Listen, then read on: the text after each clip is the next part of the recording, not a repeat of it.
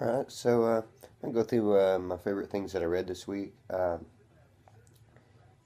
lot of books this week were, you know, very, very even as they usually are. If they weren't good books, I probably wouldn't have them on my pull list. But, I had a few surprises. Um, at the bottom, I got Fight Like a Girl from Action Lab. Uh, this book was really good. Um, really disappointed it's only going to be 4 issues, but this issue two is really good. I love the sarcasm of this little fairy guy that's following her around, and just it's a cute and funny book, um, but it was enjoyable. Then got Deep State.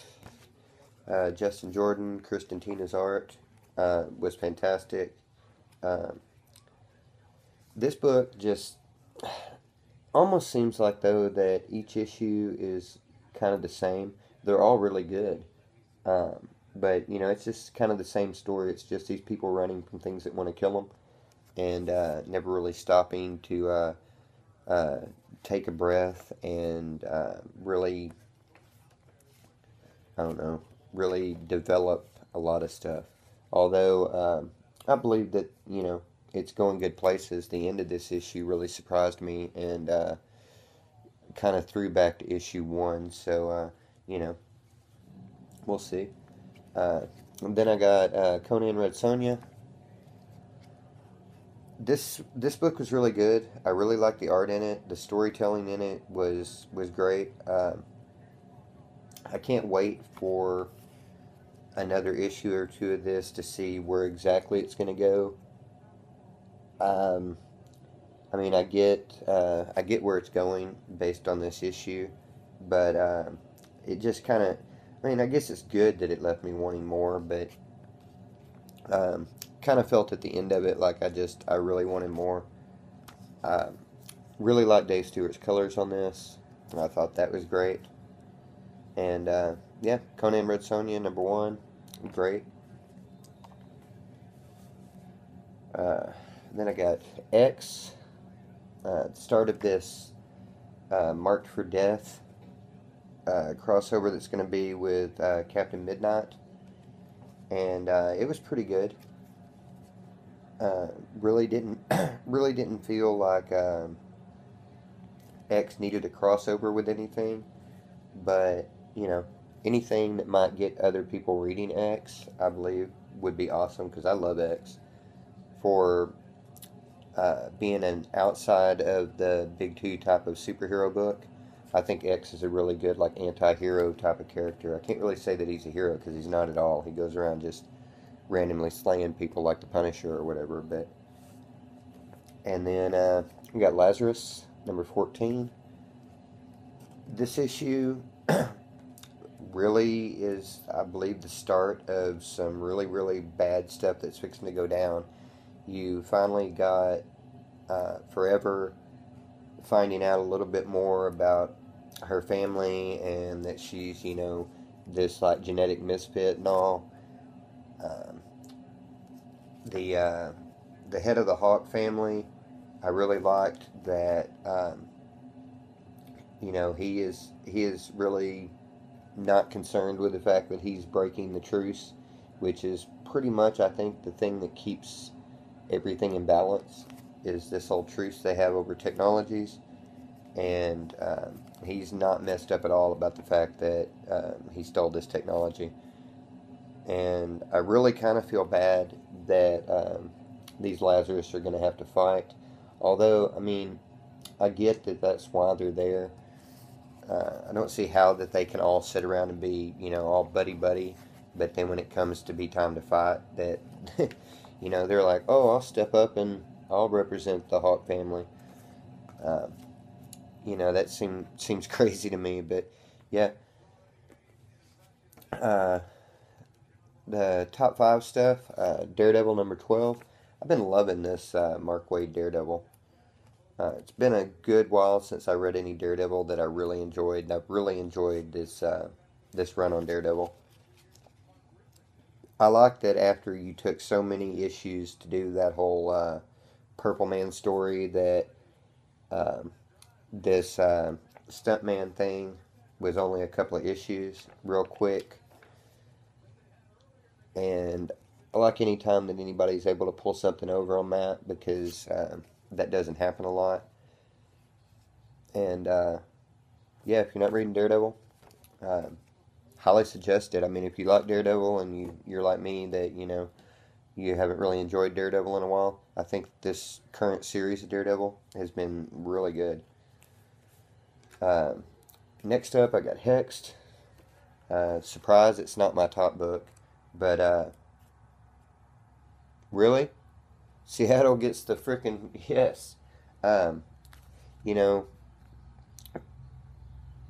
this this issue is really good. I'm not too sure. The first four issues of this book seem like they had a direction, and the last two, while they've had a direction, don't seem to really be going there. Seems to be a lot of mystery that in the first couple of issues we were let in on what was going on, the behind the scenes of these mystical artifacts. And I think that it's crazy that she is um, that she's keeping the necromancer and everybody in the dark about all this because they're normally pretty upfront with each other because they need to be on the same page whenever they go to fight all this stuff. But you know, Hexed, still loving it. Terrible Lizard, just a fun book. About all I can say about it. Um, it's really, really pretty. Really, the colors on this are amazing.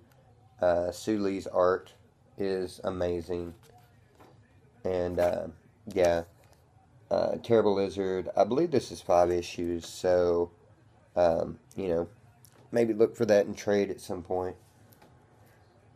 I was really surprised, but I don't know what this train wreck of a book is trying to do, but I thought in this issue was really enjoyable. Um, you know, this book is hit or miss because the last issue I didn't really care about. Um, the issue before that I really liked. That first issue, when they changed over, I really didn't care for. But this one kind of felt like they had hit their stride with the whole social media and the ups and downs um, of everything. It was crazy wordy though. There was so much going on in this book. Um, I like that she's got herself a new boyfriend, and so that she's kind of nailed, kind of grounded a little bit now, and not quite the crazy girl that she seemed to be at the beginning of the changeover. Um, Even though he doesn't really agree with Batgirl, and she has to hide that from him. Um, yeah, I really, really enjoyed this issue 38 on Batgirl. I'm probably alone or in the minority on that one, but and then my favorite thing I read was Wild's End. This series is written really good, but I really, really liked this episode or this issue. Um, the way that you know these people are just doing everything they can to stay alive, and um, they're trying to combat and do something about the aliens, but at the same time, they're just kind of trying to stay alive, and so that was good. The aliens in this, I wish the aliens really kind of had more personality, but them not having personality is kind of good too. Um, it's very, very H.G. Wells. In War of the Worlds, you didn't really have a motivation or anything behind why it was that the aliens were doing what they're doing, and you still don't have it on this. But you know, like I say, this whole series has been good. This issue in particular, I really liked. It's getting close to wrapping it up. I don't know how they're going to manage to wrap it all up in the last issue. Uh, Maybe they go back to town and that was all they had to do in the first place, was just to go back home and not be screwing with the aliens. But, you know, we'll find out next month in the conclusion of World's End. Uh, anyway, about all I got to say about that. I'm going to get off here and watch this football game. Hopefully watch the Seahawks pull this off.